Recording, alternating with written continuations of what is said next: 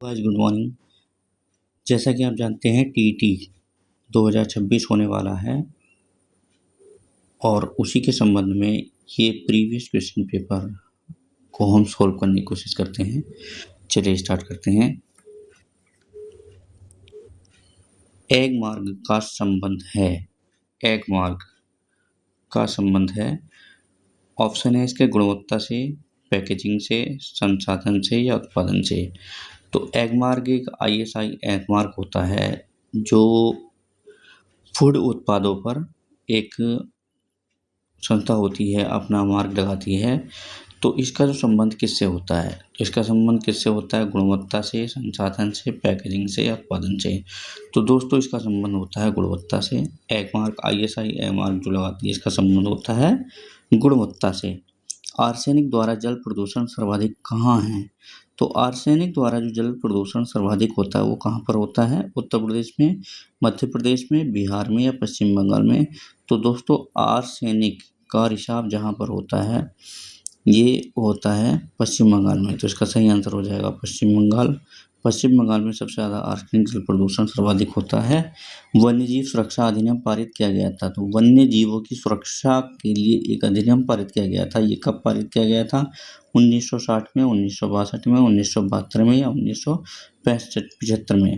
तो दोस्तों वन्यजीव सुरक्षा अधिनियम पारित किया गया था 1972 में। दूध से दही बनने की प्रक्रिया को कहते हैं। दूध से दही बनने की प्रक्रिया क्या कहलाती है? प्रकाश संश्लेषण। प्रकाश संश्लेषण ऐसी व्यवस्था है दोस्तों जिससे पौधे अपना भोजन सूर्य की उपस्थिति में क्लोरोफिल की उपस्थिति में कार्बन डाइऑक्साइड के साथ बनाते हैं। किण्वन एक ऐसी व्यवस्था है जिससे जिससे जो पदार्थ होते हैं वो सड़ जाते हैं। सड़ने के बाद या किण्वन होने के बाद उसमें उनसे एक नया पदार्थ बनता है। जैसे आसवन है। आसवन होता है दोस्तों जब किसी चीज़ को जैसे आश्रित करके बनाते हैं उसको। नेक्स्ट है स्टरलाइजेशन। स्टरलाइजेशन मतलब उसको शुद्ध व्यवस्था करना, शुद्ध करना उसको। तो दूध से दही बनाने की प्रक्रिया किस विधि को कहते हैं? किसको कहते हैं? हम किण्वन को। किस देश के संविधान से मौलिक कर्तव्यों को लिया गया है? जर्मनी से, यूनाइटेड किंगडम से, यूएसए से या यूएसआर से। तो दोस्तों मौलिक कर्तव्यों को लिया गया है यूएसएसआर यानी कि रूस। जैसे दोस्तों हम जानते हैं जर्मनी से आपातकाल लिया गया है, यूएसए से मौलिक अधिकार लिए गए हैं, यूनाइटेड किंगडम से और संघीय शासन लिया गया है। तो इसी तरह से देश के संविधान से किस देश के संविधान से मौलिक कर्तव्यों को लिया गया है? तो यूएसएसआर से मौलिक कर्तव्यों को लिया गया है। ध्रुव तारा कहा जाता है। ध्रुव तारा कहा जाता है उत्तरी तारे को, पूर्वी तारे को, दक्षिणी तारे को या पश्चिमी तारे को। तो ध्रुव तारा कहा जाता है दोस्तों उत्तरी तारों को। भारत में टाइगर प्रोजेक्ट प्रारंभ कब किया गया था? भारत में टाइगर प्रोजेक्ट कब प्रारंभ हुआ था? तो ये प्रारंभ हुआ था दोस्तों, टाइगर प्रोजेक्ट मतलब था कि टाइगर को बचाने के लिए एक अभियान चला गया था जिसको टाइगर प्रोजेक्ट के नाम से जाना गया था। तो ये दोस्तों प्रारंभ हुआ था 1973 में। फूलों की घाटी अवस्थित है। फूलों की घाटी जम्मू कश्मीर में अवस्थित है, सिक्किम में, हिमाचल प्रदेश में, उत्तराखंड में। तो दोस्तों फूलों की घाटी जो एक गार्डन है ये है उत्तराखंड में अवस्थित है। एक वयस्क मानव में कुल अस्थियों की संख्या कितनी होती है? तो एक वयस्क मानव जो होता है उसमें कितनी हड्डियां होती हैं? दोस्तों इसका सही ऑप्शन होने वाला है जैसे 305 है, 206, 275 और 175। तो इसमें दोस्तों वयस्क मानव शरीर में कुल अस्थियों की हड्डियां होती है 206। अगर यही पूछा जाए कि दोस्तों के बच्चे में जो बच्चा नवजात शिशु होता है उसमें कितनी हड्डियां होती हैं तो इसका आंसर हो जाता 305। ग्रीन पीस इंटरनेशनल का मुख्यालय अवस्थित है न्यूयॉर्क में, एम्स्टर्डम में, सिडनी में या नागासाकी में। तो दोस्तों इसका सही ऑप्शन है ग्रीन पीस इंटरनेशनल का मुख्यालय अवस्थित है नागासाकी में। नेक्स्ट क्वेश्चन है प्रकाश संश्लेषण के प्रकाशीय चरण के दौरान डैश का ऑक्सीकरण एवं डैश का अपचयन होता है। तो दोस्तों प्रकाश संश्लेषण के प्रकाशीय चरण के दौरान ऑक्सीजन का ऑक्सीकरण होता है तथा CO2 जल का अपचयन होता है। एलपीजी के संदर्भ में क्या सत्य नहीं है? एलपीजी के संदर्भ में एलपीजी को लेकर इनमें से कौन सा सत्य नहीं है? यह एक स्वच्छ ईंधन है, यह उच्च ऊष्मामान का है, यह नीली ज्वाला से जलने वाला है, यह मीथेन उत्सर्जन करने वाला है। तो दोस्तों इनमें से कौन सा सही नहीं है आपको ये बताना है। एक स्वच्छ ईंधन है, ये भी सही है, यह नीली ज्वाला के साथ जलने वाला है, ये भी सही है, यह मीथेन गैस उत्सर्जन करता है, ये भी सही है, वह उच्च ऊष्मीयमान का है, ये इसका दोस्तों सही नहीं है। द ओरिजिन स्पीशीज ऑफ प्रजातियों की उत्पत्ति की रचना किसने की थी? ये की थी तो दोस्तों द ओरिजिन ऑफ स्पीशीज प्रजातियों की उत्पत्ति की रचना है अरस्तु की, चार्ल्स डार्विन की, मेंडल की या राबर्ट की। तो इसका सही ऑप्शन हो जाएगा दोस्तों चार्ल्स डार्विन की। मकर रेखा है, मकर रेखा इनमें से कौन सी है? 23.5 degree, 23.5 degree north, 23.5 degree south and 23 यानी कि साउथ। तो दोस्तों इसमें सही ऑप्शन है मकर रेखा जो है 23.5 डिग्री साउथ है। इसी तरह से कर्क रेखा जो भूमध्य रेखा होती है, भूमध्य रेखा के ऊपर होती है 23.5 डिग्री साउथ नॉर्थ पर, उसको बोलते हैं कर्क रेखा। 0 डिग्री जो लैटिट्यूड होता है उसको बोलते हैं भूमध्य रेखा, और उसी के नीचे 23.5 डिग्री साउथ जो होती है उसको हम बोलते हैं मकर रेखा। तो दोस्तों इसमें ये इसका सही ऑप्शन हो जाएगा मकर रेखा है 23.5 डिग्री साउथ। नेक्स्ट क्वेश्चन है दोस्तों, अंतर्राष्ट्रीय न्यायालय का मुख्यालय अवस्थित है, जो इंटरनेशनल कोर्ट होती है उसका मुख्यालय कहाँ पर है? ऑप्शन है जिनेवा, न्यूयॉर्क, हेग या पेरिस। तो दोस्तों इसका सही ऑप्शन है हेग। अंतर्राष्ट्रीय न्यायालय का मुख्यालय होता है हेग में। भारतीय संविधान ने राष्ट्रीय गान को अपनाया। भारतीय संविधान जो 26 जनवरी 1950 को पूर्णतः लागू हुआ था और 26 नवंबर 1949 का बनकर तैयार हुआ था, जिसको बनने में 2 साल 11 महीने 18 दिन लगे हैं और जिसको बनने में लगभग 64 लाख का खर्च आया था।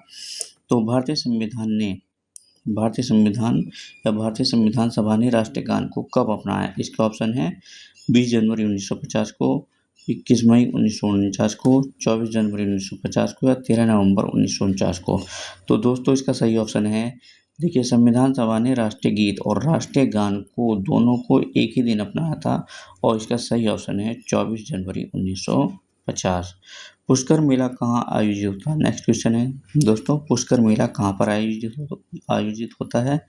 तो पुष्कर मेला जो ऊँटों का या फिर ऊँटों की खरीद होती है या बेचे जाते हैं, तो ऊँटों से संबंधित ये मेला जो होता है राजस्थान में लगता है और राजस्थान के अजमेर ज़िले में ये मेला लगता है, तो इसको पुष्कर मेले के नाम से जाना जाता है। तो नेक्स्ट क्वेश्चन है दोस्तों, निम्नलिखित पराबैंगनी किरणों में से कौन सा अधिक हानिकारक है? तो ये पराबैंगनी किरणों के टाइप है, इनमें से कौन सा सबसे ज़्यादा हानिकारक होता है? Ultraviolet A, ultraviolet B, ultraviolet C या उपयुक्त में से कोई नहीं। तो इसका सही ऑप्शन है दोस्तों अल्ट्रावायलेट सी, ये सबसे ज़्यादा खतरनाक रेज होती हैं। निम्न में से कौन सा जैव मंडल का अजैविक घटक नहीं है? दोस्तों जो जैव मंडल होता है उसमें 2 घटक होते हैं, जैविक और अजैविक। तो अजैविक घटक जो है जैव मंडल का नहीं है, प्रोटीन, कवक, मृदा या फास्फोरस। तो इसमें दोस्तों सही ऑप्शन है इसका कवक। कवक जो है जैव मंडल का अजैविक घटक नहीं है, मतलब जैविक घटक है ये। नेक्स्ट क्वेश्चन है, गिर शेर परियोजना कहाँ की है, कहाँ पर लागू हुई है? गुजरात में, महाराष्ट्र में, उत्तर प्रदेश में या मध्य प्रदेश में? दोस्तों गिर शेर परियोजना, शेर को बचाने की परियोजना थी, तो ये लागू हुई थी कहाँ पे? या एक परियोजना है, कहाँ पर है? गुजरात में। WWF से आशय क्या है? तो WWF क्या चीज़ है? World wide fund, world for fund, next है वर्ल्ड वाइल्ड लाइफ फंड और वर्ल्ड वाच फंड। तो दोस्तों इसका सही ऑप्शन हो जाएगा WWF से आशय होता है world wild life fund. Ganga नदी कहाँ से निकलती है? नेक्स्ट क्वेश्चन है, तो दोस्तों देखते हैं, अरावली श्रेणी से, लद्दाख ग्लेशियर से, गंगोत्री ग्लेशियर से या मिलाप ग्लेशियर से? तो गंगा नदी जिसको आप जानते हैं दोस्तों ये निकलती है गंगोत्री ग्लेशियर से, जैसे यमुना नदी निकलती है यमुनोत्री ग्लेशियर से। तो गंगोत्री ग्लेशियर गोमुख नाम से भी जाना जाता है, तो गंगा गोमुख से भी निकलती है। गंगोत्री ग्लेशियर को ही गोमुख भी कहा जाता है। भारत में निम्नलिखित में से कौन सी एजेंसी मुख्य रूप से प्रदूषण के मापन से संबंधित है? तो प्रदूषण का जो मापन करती है, प्रदूषण के स्तर को, उसके जो पार्टिकल का मापन करती है, तो दोस्तों उससे संबंधित एजेंसी है केंद्रीय प्रदूषण नियंत्रण बोर्ड। नेक्स्ट क्वेश्चन है दोस्तों, कोटोपैक्सी एक जागृत ज्वालामुखी है जो अवस्थित है। जागृत ज्वालामुखी का मतलब होता है दोस्तों जिससे ज्वालामुखी से लावा हमेशा निकलता रहता है, उसको बोलते हैं जागृत ज्वालामुखी। एक होता है सुषुप्त ज्वालामुखी जिससे कभी कभी निकलता, एक होता है शांत ज्वालामुखी जो कभी एक बार उद्भव जिससे हुआ था ज्वालामुखी का और बाद में वो शांत हो गया, उसको शांत ज्वालामुखी बोलते हैं। तो ज्वालामुखी जो होते हैं 3 टाइप के होते हैं, जागृत ज्वालामुखी, सुषुप्त ज्वालामुखी और शांत ज्वालामुखी। तो दोस्तों कोटोपैक्सी एक जागृत ज्वालामुखी है जो अवस्थित है, यह एंडीज पर्वत श्रृंखला में अवस्थित है दोस्तों। तिब्बत की सांगपो नदी भारत में किस नाम से जाती है? तिब्बत में सांगपो नदी के नाम से जाने वाली जो नदी है वो भारत में गंगा, यमुना, ब्रह्मपुत्र, सिंधु, इन तीनों में से, चारों ऑप्शन में से किस नाम से जानी है? तिब्बत की सांगपो नदी भारत में जानी जाती है ब्रह्मपुत्र के नाम से। नेक्स्ट क्वेश्चन है दोस्तों, घास भूमि क्षेत्र के परितंत्र में खाद्य श्रृंखला में सबसे उच्च स्तर के उपभोक्ता होते हैं। तो घास भूमि क्षेत्र के परितंत्र की जो खाद्य श्रृंखला होती है, जैसा कि हम जानते हैं दोस्तों, खाद्य श्रृंखला में सबसे पहली श्रृंखला में होते हैं शाकाहारी यानी कि उपभोक्ता।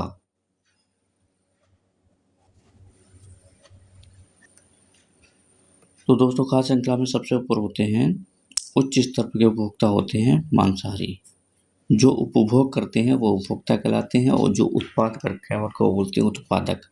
जैसे घास हो गई, जो उत्पादक का मतलब होता है जो स्वतः है यानी कि प्रकाश संश्लेषण की प्रक्रिया द्वारा बनते हैं, उनको बोलते हैं उत्पादक। पौधे जैसे घास, और उपभोक्ता होते हैं जो उपभोग करते हैं। जैसे उपभोक्ता 2 प्रकार के होते हैं, शाकाहारी और मांसाहारी।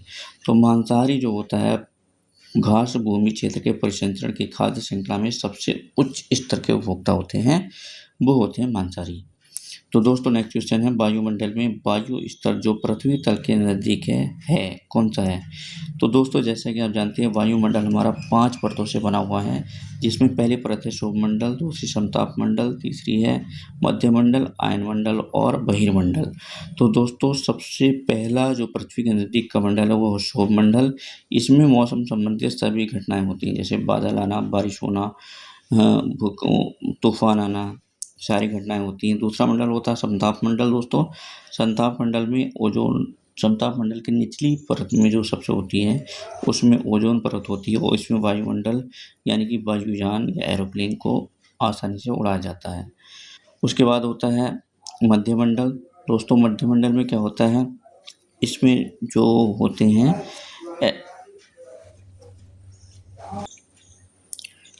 धूमकेतु और एस्ट्रॉइड इसमें मूव करते रहते हैं। दोस्तों आयनमंडल होता है, आयनमंडल में क्या होते हैं जो सैटेलाइट होते हैं वो मूव करते हैं। वायुमंडल जो दोस्तों होता है वो वायुमंडल कहलाता है, उसका कोई शोर नहीं होता। नेक्स्ट क्वेश्चन है दोस्तों, संयुक्त राष्ट्र परिषद में कितने स्थायी सदस्य हैं? तो दोस्तों संयुक्त राष्ट्र परिषद एक काउंसिल होती है, जिसे यूएन के नाम से जाना जाता है, यूनाइटेड नेशन। तो इसकी जो स्थायी सदस्य हैं वो हैं 5। सरिस्का राष्ट्रीय उद्यान अवस्थित है कहाँ पर है? पश्चिम बंगाल, गुजरात, राजस्थान और असम। तो सरिस्का राष्ट्रीय उद्यान अवस्थित है, जैसे कि आप जानते हो दोस्तों यह है राजस्थान में। पारिस्थितिक तंत्र में ऊर्जा का मुख्य स्रोत होता है, जो पारिस्थितिक तंत्र होता है, जो इकोसिस्टम होता है, उसमें ऊर्जा का मुख्य स्रोत होता है दोस्तों। जैसा कि आप जानते हैं एटीपी, डीएनए, सूर्य प्रकाश या आरएनए। तो पारिस्थितिकी तंत्र में ऊर्जा का मुख्य स्रोत होता है दोस्तों सूर्य का प्रकाश, सूर्य का प्रकाश। तो दोस्तों जैसा कि आप जानते हैं टीईटी के पेपर में ये पर्यावरण के पार्ट से यानी कि पर्यावरण का जो पोर्शन होता है उससे आने वाले महत्वपूर्ण क्वेश्चन है, और 30 क्वेश्चन होते हैं। जैसे कि आप जानते हैं दोस्तों टीईटी के पेपर में 150 क्वेश्चन होते हैं और इसमें 5 पार्ट होते हैं, जिसमें पर्यावरण अध्ययन सबसे महत्वपूर्ण भूमिका निभाता है। यही आपका स्कोरिंग सब्जेक्ट है, तो इसको आप ध्यान से एक बार देखिएगा दोस्तों।